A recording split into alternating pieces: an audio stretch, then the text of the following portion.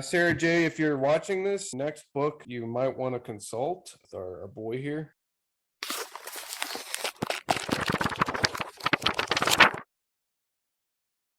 Welcome to the Bookends, the in-depth book review that you never asked for. We read 2 books this time. Well, you guys did. They take place at the same time.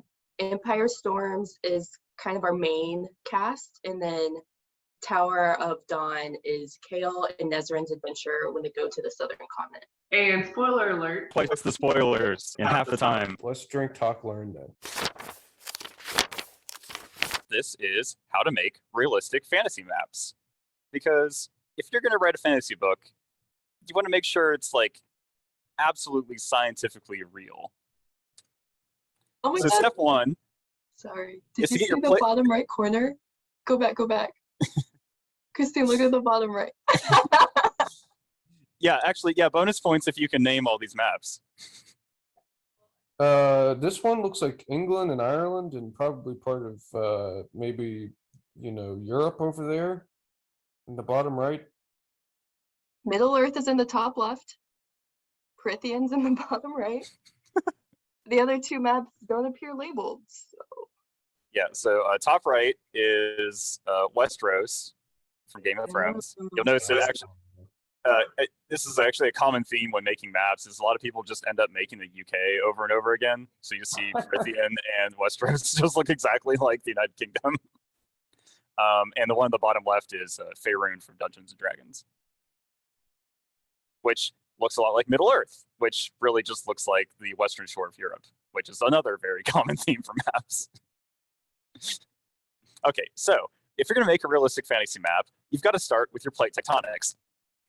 So if you imagine you have your piece of paper out and you're going to make like your own fantasy version of the map, what you want to start out by doing is draw out like just some random shapes, like kind of square, circular shapes. Make some some like actual plates, and then draw arrows on them and like give them directions that you want them to move, and label them some of them continents or oceans. Probably more of them oceans than continents, and then fill in the continent ones with like a lighter pencil, so that you can like figure out like how these continents are moving. And basically, what you want to do is that each of these like continental boundaries or plate boundaries, if it's like 2 of them combining together, that's where your mountain ranges are going to show up. And like when they're separating, you're going to have like valleys or maybe rifts or underwater trenches. And if you're out in the ocean and you've got like 2 oceanic plates combining, that's probably where you're going to find like island chains or maybe like hotspots like Hawaii or something. So very important, as this lays the foundation for your elevation and terrain. Once you've got your mountains labeled, what you want to come through is maybe with like a lighter color pencil or something, you kind of like shade out contours of like how the elevation is changing.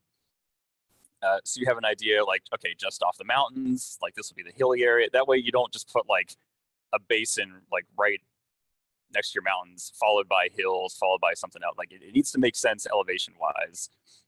And this is some good examples. There's some good software that can do this for you too, but it's like totally possible to hand draw this.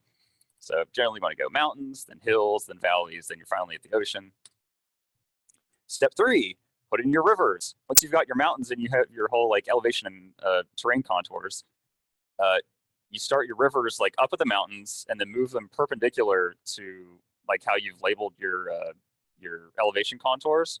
If you find certain spots in your map where you've got like an elevation minima, you put in your lakes around there, and make sure you always have only one river coming out of your lake, because if you had 2 rivers coming out of your lake, over time your lake would end up draining to the point where it would still only be one river coming out. Marshes and deltas are actually one of the like the most common error that you see people make on their maps. They just have these like random, just like strings of rivers flying out everywhere, but these like just random like spider webs of rivers really only happen near the ocean at really low elevation levels that have stayed constant for a long time. We'll see some examples of this in some of the maps from these books. Step 4, this is probably the most important part, is getting your ocean currents, climate, weather, and biomes correct. I've got a couple charts here and links to videos that explain some of this, but basically if you assume an Earth-like planet, you're going to have roughly 5 layers or 5 different levels of these alternating clockwise ocean currents. And these will determine your precipitation and temperatures for different places on your continents, which you could then plug into tables in this Köppen climate classification system that tell you, given your latitude, longitude, precipitation, and temperature, and proximity to either hot or cold air currents and elevation, will tell you roughly what the biome should be.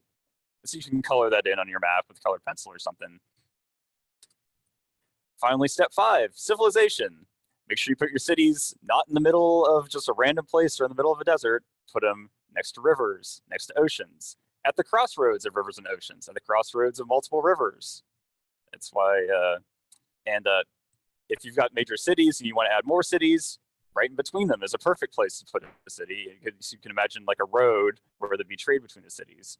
This picture explains a pretty common issue that people do. They'll like draw out their map and then they'll divide up their area into countries, and they're either too straight or they don't make sense. Country like boundary lines will always follow like rivers, mountains, other defensible positions. This is just how civilizations, countries, and nations develop. So we're going to look at Sarah Maas's Aurelia here. Wait, she actually has 2 maps of Aurelia. So this is the version that's in the first book and this last book that we read, but isn't in the middle of the book. Like in the 2nd, 3rd, and 4th books, we have this map, and this is what's on our website. But the major issue is here in the like southeast side around Elway, they've got this like grasslands here with this spider web of rivers that seem to be like coming down from the mountain and then spreading out into the valley in like a spider web pattern. But like the rivers are just going the completely wrong way. So she got rid of that for the like 2nd, 3rd, and 4th book, but then brought it back for the 5th book. That's really that's the first major issue. She's got Rifthold right. Rifthold is here in like the center right. It's right next to the river and the ocean of a river coming down the mountain that's like coming through this like mountain pass. So it's an extremely important defensible position, perfect place to put the capital of your empire. If we go a little bit further to the west, we'll see these jungles, this jungle of Moria and the Bogdano jungle.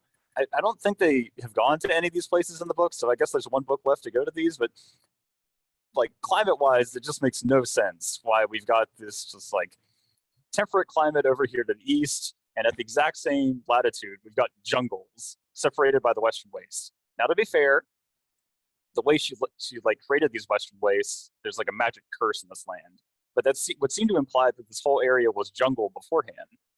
So it's interesting, but probably not scientifically realistic. And then even even wilder is just north of this jungle of Moria is the frozen wastes. Like, could you imagine going from like, if you're like, it'd be like if you're like up in Russia, it's like you're Russia, and then just south of that isn't Afghanistan, it's like the jungle. That'd be sweet. Like, so it's possible that this mountain range here in the northwest side is causing like some crazy like precipitation, like air circulation that's creating just the right conditions for this jungle to exist, but it can't also have this frozen waste in the same spot too. So everything else is actually like pretty interesting, makes a lot of sense, but it's this like spider web pattern of rivers and the jungle next to the frozen waste that's really thrown off the realism for this one. Now, the southern continent, this is a really cool example of a map. I think she got someone to like really spend some time and design this and put in lots of detail. Makes a lot of sense. We've got mountains coming out of the rivers. We've got deltas where they should be. It's a pretty like open desert continent, but so it's like, I guess mostly filled with desert, and it's got 1 big major road. But yeah, this makes sense. It's pretty cool looking. Now, if you're really a big time overachiever and you want to make like the ultimate fantasy universe, you can start, and I've actually found like there's people that will do this for real. You can create your own solar system. You can build your own sun, and do all the calculations and figure out how far away, like how close or how far away from the sun you want your fantasy planet to be. You can make it like a really, really hot by moving it close to the sun, or by making it like a super large sun. Really interesting. Just the if you Goldilocks zone. Yeah, What- this is it in astrophysics. The Goldilocks zone is the zone that Earth and maybe Mars are kind of in our solar system, where like life could conceivably like exist. You're not so close that your planet just burns to a crisp, but you're not so far away that everything freezes. It's just right. And if you want to go super far, you can go the Tolkien route and create your own language, so that your cities all like share like a common grammar or syntax together. And if you're so inclined, here's resources online for making the best maps. Really cool little communities here of absolutely insane people who spend thousands of hours making really cool fantasy maps that only 2 or 3 people will ever see. Well, that was amazing. I want to go. I think I'm going to go make one. Sarah J, if you're watching this, next book you might want to consult with our boy here. Everyone's Drink Talk Learn was awesome. Not that they're always good, but this one especially, I think everyone just knocked out of the park. What else? Oh yeah, people subscribe to our podcast. Look Yeah, it like up. us. Follow us on Instagram and YouTube. I'm gonna go. Enjoy your weekend. Thanks, you Bye, guys guys. too. All right, Bye. See ya. bye guys.